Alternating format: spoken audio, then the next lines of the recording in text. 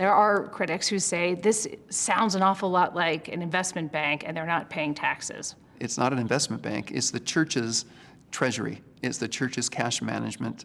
It's the church's bank. They're just holding the assets, reserves on behalf of the church as an auxiliary of the church and providing us with those resources that we need in order to operate as a church. Church leaders in the past have spoken about prudent savings. When does prudent become excessive? For the church, I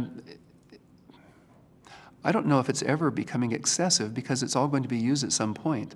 We're learning how to use those resources.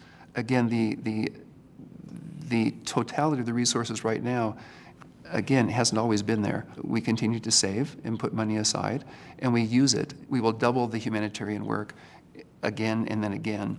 We will continue to build temples that require those resources and the maintenance of those temples. Church members we spoke to have talked about an erosion of trust because of the secrecy. Is there any discussion about regular disclosure of what's happening with church finances? No, there's no more discussion about disclosing the value of the totality of the resource at Ensign Peak. Because? Because it's confidential, and we do, again, disclose and announce the building of temples. We do announce missionary work. We do share what we're doing with humanitarian work. I think part of a lack of trust or lack of confidence comes from statements or comments from a whistleblower who doesn't have all the information, who doesn't understand.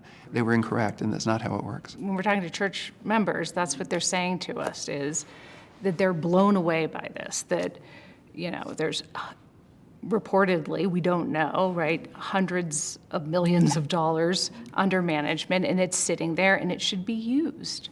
Well, there are 17 million members of the church, and so of 17 million all over the world, you're going to have many people with varying opinions. And so I'm sure there are some members of the church that are saying that. There are many members of the church who aren't saying that.